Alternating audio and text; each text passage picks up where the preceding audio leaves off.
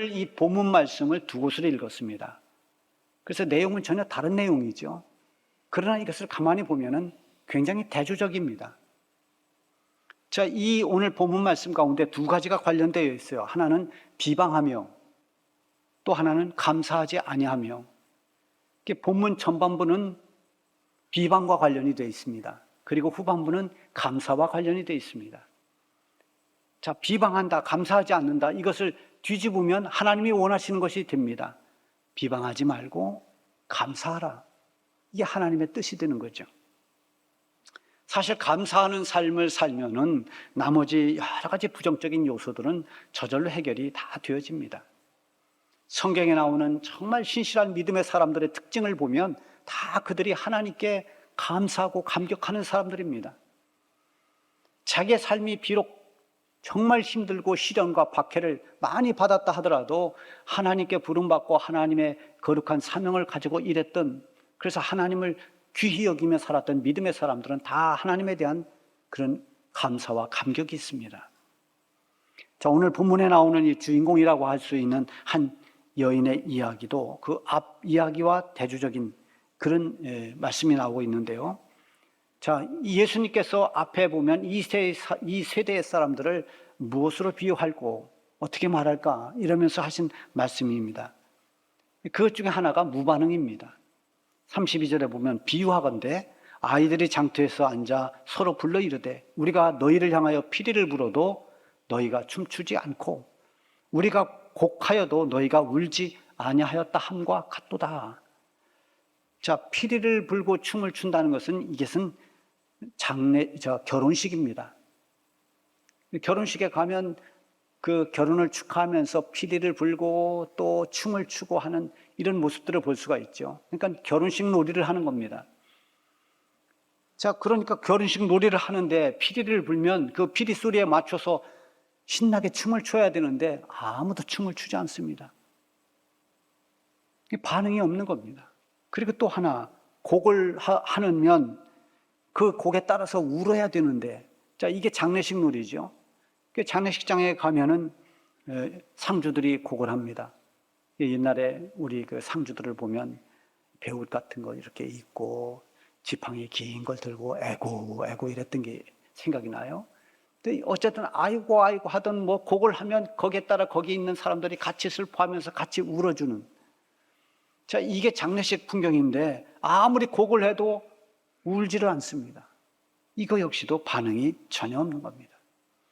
예수님께서 장터에서 노는 아이들의 그 어떤 놀이를 비유로 말씀하셨지만은 이것은 복음을 전해도 하늘의 진리를 전해도 아무런 관심과 반응을 보이지 않는 아주 무디고 굳어져 버린 심령들, 그 반응하지 않는 사람들에 대한 말씀인 것입니다. 자기들이 사상에 꽉 갇혀 있어서 이 유대주의적인 율법주의적인 사고를 버리지 못하고 복음을 받아들이지 않는 그런 아주 무감각하고 또 굳어진 심령들.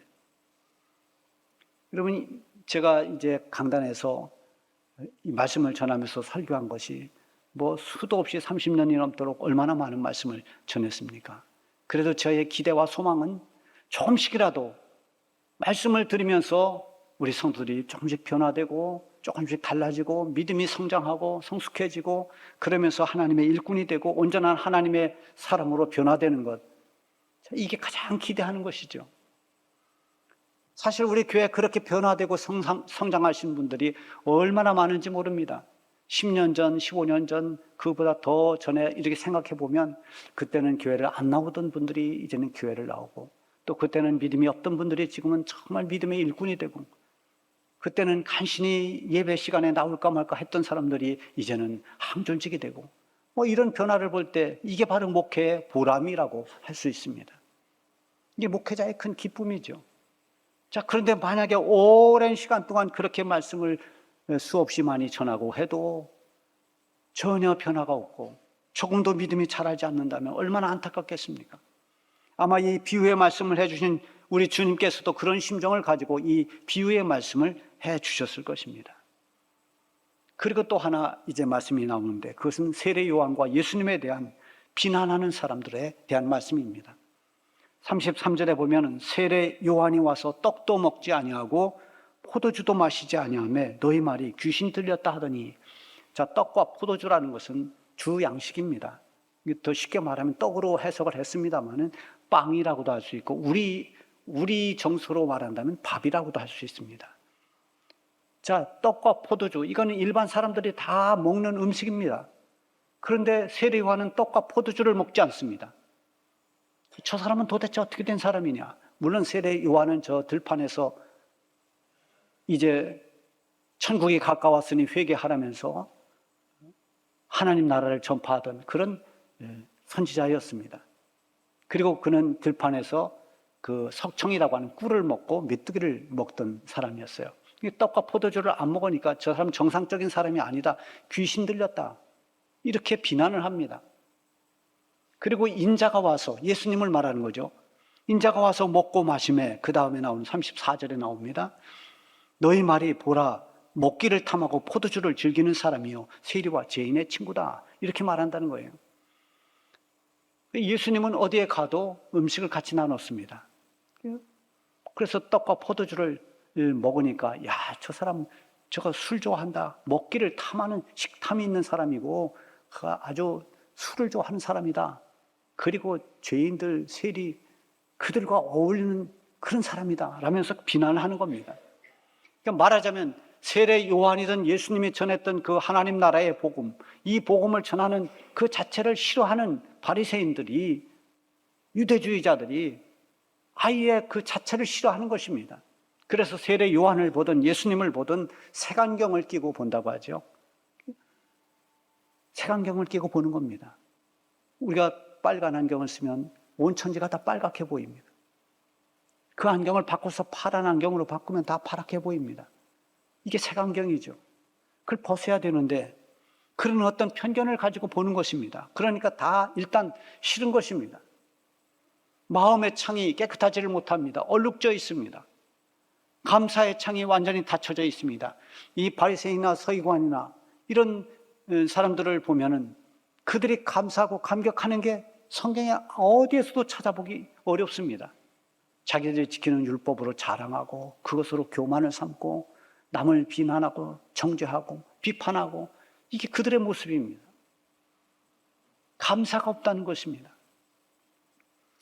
이렇게 비판하기 좋아하고 정죄하기 좋아하는 서기관과 바리새인들과 달리 정말 예수님의 은혜에 감사하면서 예수님을 찾아온 한 여인의 이야기가 그 다음부터 쭉 나오고 있습니다.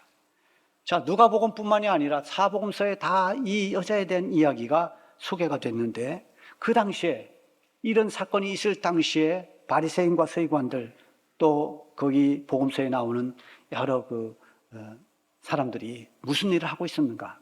성경에 보면 대제사장들과 서기관들과 장로들이 가야바의 관정에 모였다고 그랬어요.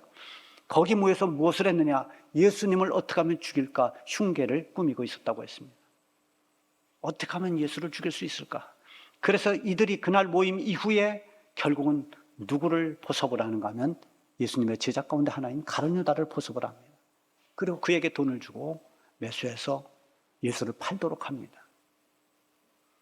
자, 이런 사람들의 모습과 대조적인 한 여인이 값비싼 향유를 담은 옥합을 가지고 예수님을 찾아왔습니다.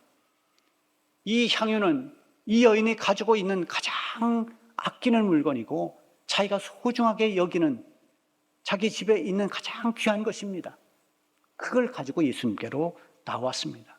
주님께 나올 때 가장 귀한 것, 소중한 것으로 그 물건을 들고 나왔습니다.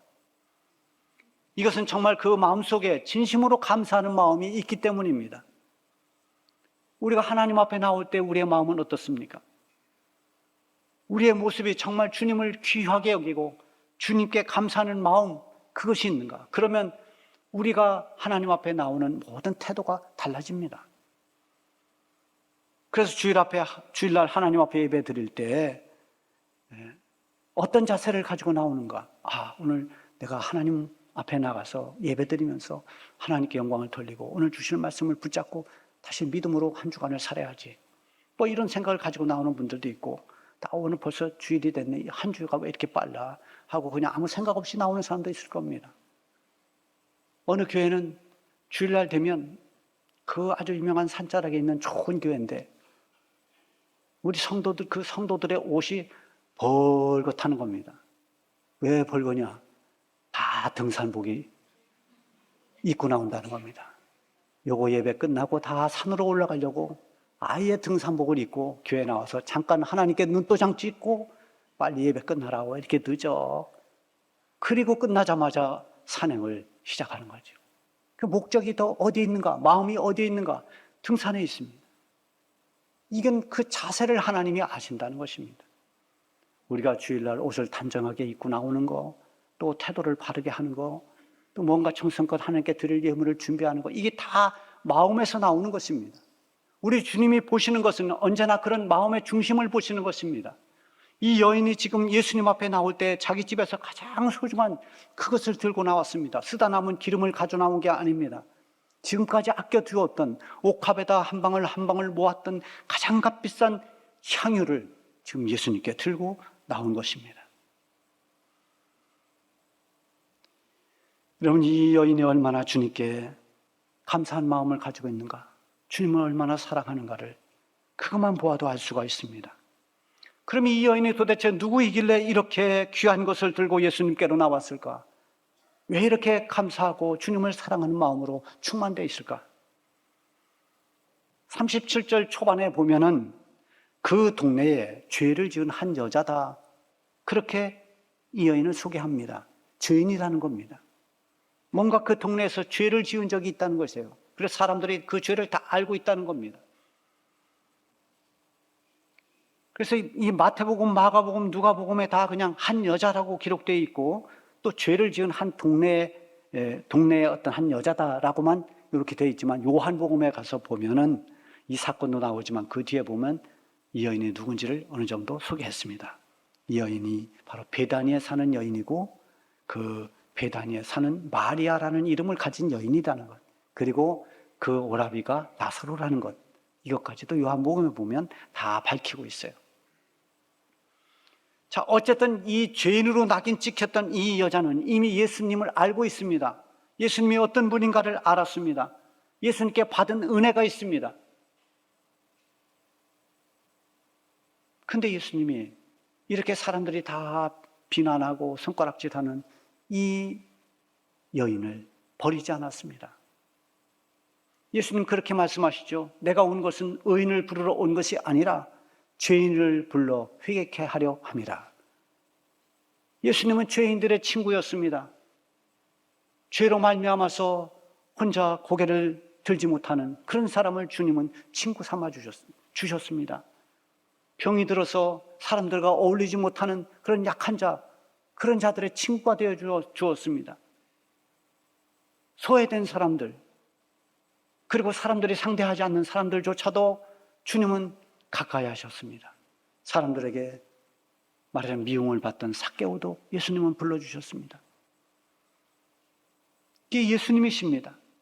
다 손가락질할 때, 비난할 때 예수님은 이 여인을 만나서 죄를 회개하게 하고 새로운 소망의 길을, 새로운 삶을 살 수 있도록 인도해 주신 분이 예수님이십니다. 이 여인이 그러니까 예수님에 대한 감사가, 사랑이 얼마나 크겠습니까? 여러분이 이 여인만 그렇습니까? 우리 모두를 생각해 보세요. 우리도 본래 모두가 죄인들이었습니다. 우리 스스로 죄의 문제를 스스로 해결할 수 없는 사람들이었습니다. 그런데 우리 주님께서 우리를 위해서 속죄의 길을 다 열어주셨습니다. 우리를 구원에 이르도록 한 분이 예수님이십니다. 그래서 우리는 다 이 은혜를 입고 살아가는 것입니다. 이 은혜가 있기에 오늘 그리스도인이 되었고, 이 은혜가 있었기에 오늘 우리들이 하나님의 사람들로서 신앙생활을 하며 사는 것입니다. 또 더 나아가서 훗날 우리의 영원한 생명을 누리는 천국도 이 은혜로 말미암아 들어가게 되는 것입니다. 나 같은 죄인 살리신 주 은혜 놀라와 잃었던 생명 찾았고 광명을 얻었네. 큰 죄악에서 건지신 주 은혜 고마워. 나 처음 믿은 그 시간 귀하고 귀하다. 이게 구원받은 사람들의 그 감격의 찬양이 아니겠습니까? 죄사함 받은 은혜이든 아니면 병고침을 받은 은혜이든 뭐 어떤 은혜이든 주님의 은혜를 깨닫는 사람, 그 은혜가 너무나 귀하다고 믿는 사람일수록 감사가 많다는 것입니다. 형식적 감사가 될 수가 없습니다. 옥합에 든 향유를 가지고 예수님께 나온 이 여인은 예수님께 대한 사랑과 감사로 가득 차 있었습니다. 그리고 38절에 보면 예수의 뒤로 그 발 곁에 서서 울며 눈물로 그 발을 적시고 자기 머리털로 닦고 그 발에 입 맞추고 향유를 부으니. 여러분, 우리가 여기까지 본문 읽었습니다마는 그 뒤에 50절까지 여러분들이 집에 가셔서 다 한번 읽어보시기 바랍니다. 자, 이 죄 지은 여자가 예수님을 찾아와서 옥합을 깨뜨려서 향유를 예수님 발에 붓고 자기 머리털로 그 발을 다 씻기고 그리고 거기 향유를 붓는 이런 모습을 보면서 초대했던 바리새인 시몬이 깜짝 놀랐습니다. 그리고 속으로 이렇게 생각합니다. 아니, 예수라는 사람이 정말 선지자라면 이 여자가 이게 상종할 수 없는 동네 죄인이라는 걸 다 알 텐데, 그래서 멀리 해야 될 텐데 어째 이렇게 다 받아들이고 있는가? 이해를 못하는 겁니다. 그 생각을 예수님이 다 아시고 시몬에게 물어봅니다. 자, 500데나리온 빚진 사람과 50데나리온 빚진 사람이 있는데 다 갚을 능력이 없어서 둘 다 탕감해주면 누가 더 고마워하겠느냐? 아예 당연히 그야 더 많은 빚을 진 500데나리온 지은 사람이 더 고마워하겠죠. 자, 말하자면 나는 죄가 많은 사람입니다. 이런 사람과 나는 죄가 별로 없습니다. 이런 사람과 죄사함을 받으면 그 죄사함에 대한 감격이 누가 더 클까요? 그런 질문과 같은 것입니다. 여러분, 우리는 다 죄가 있습니다. 부족한 허물, 이런 것이 너무나 많은 우리들 아닙니까? 근데 얼마나 그걸 깨닫느냐 하는 것입니다. 내가 정말 철저한 죄인이라는 것을 사도 바울처럼 내가 죄인 중에 괴수라는 그런 어떤 고백이 있고 그것이 진실일 때 주님이 내 죄사함을 위해서 대신 속죄의 죽음을 죽어주셨다는 그 은혜가 얼마나 귀하고 감사합니까? 내가 뭐 별로 죄가 없다 하는 사람은 예수님이 나를 위해서 뭐 피 흘렸다 해도 크게 감동될 건 없습니다. 나도 내 나름대로 도덕적으로 살고 윤리적으로 살아왔다. 이런 사람들이 정말 예수님께 대한 어떤 사모하는 감사함이 있기가 어렵습니다. 예수님께서 시몬에게, 이 바리새인 시몬에게 이렇게 또 말씀하십니다. 너는 내가 들어올 때 발 씻을 물도 주지 않았고, 그러나 이 여자는 눈물로 내 발을 적시고 그 머리털로 닦았으며, 너는 내 머리에 흔한 감람유조차도 붓지 않았지만 이 여인은 가장 비싸고 소중한 그 향유를 내 발에 다 부었느니라. 다른 복음서에 보면은 이 예수님과 함께 그 주변에 제자들도 같이 있었습니다. 제자들도 이 여인이 향유를 붓는 것을 보고 다 분개했다고 그랬습니다. 어째서 이 비싼 것을 허비하느냐? 이걸 팔아서 구제했으면 얼마나 좋았겠느냐? 이렇게 말합니다. 그때 예수님이 이 여자를 괴롭게 하지 말라. 이 여자야말로 나에게 정말 좋은 일을 했다고 그렇게 예수님 말씀하십니다. 근데 자세히 나오는 요한복음 12장에 보면 그 향유의 값도 다 말합니다. 이 향유를 300데나리온에 팔아 가난한 자들에게 주지 아니하였느냐 하고 책망을 했는데, 이렇게 책망한 사람이 누구냐 하면 제자 중 하나로서 예수를 잡아줄 가룟 유다다, 이렇게 밝히고 있습니다. 여러분, 돈 얼마에 예수님 팔아넘길 이 가룟 유다가 지금 왜 이거 300데나리온이나 되는 이 비싼 거 팔아서 가난한 사람들한테 나눠주지 않고 여기다 쏟아붓느냐, 야단치고 있는 겁니다. 가룟 유다는 지금 사람들에게 칭찬을 받고 도덕적 과시를 통해서 어떤 예수님 제자답다는 명분을 많이 생각하고 있지만, 지금 이 여인은 그런 것과 상관없습니다. 내가 사랑하는 예수님, 내가 사모하는 분, 내게 은혜를 주신 분, 그 은혜를 갈구하면서 이 여인이 주님을 얼마나 사랑하는지, 얼마나 주님께 모든 걸 드리고 싶은지를 이 제자들이나 가룟 유다는 알지 못하는 겁니다. 교회에서 정말 진심으로 받은 은혜가 감사해서 감사할 때 그걸 알지 못하는 사람들은 저 주제에 지금 저렇게 헌신할 때가 아닌데, 이해 못합니다. 왜 저렇게 헌신하는지, 왜 저렇게 사랑하는지, 왜 저렇게 열심을 내는지, 이걸 어떻게 알 수 있습니까? 이 여인에게는 옥합을 깨뜨려서 그 비싼 향유를 예수님께 부어드리는 것이 낭비가 아닙니다. 그게 허비가 결코 아니었습니다. 다른 사람들 보기에는 어리석어 보이고 무모해 보이지만 그것은 정말 예수님을 향한 이 여인의 진심을 다 쏟아부은 것입니다. 나 같은 죄인도 우리 예수님이 받아주시고, 나 같은 사람도 용서해 주시고, 나에게도 새로운 삶의 길을 열어주시고 구원을 주실 주님을 사랑하고 주님께 감사합니다라는 이런 어떤 고백적인 행위인 것입니다. 이 여인이야말로 그 감사가 형식적인 감사가 아닌 정말 진심에서 우러나오는 그런 감사, 주님이 기쁘게 받으시는 그런 감사였습니다. 여러분, 우리가 주님께 드리는 감사는 어떤 감사입니까? 오늘 맥주감사절에 지나온 반년을 생각하면서 하나님 앞에 나올 때 여러분의 마음이 어떻게 주님께 감사하고 나왔습니까?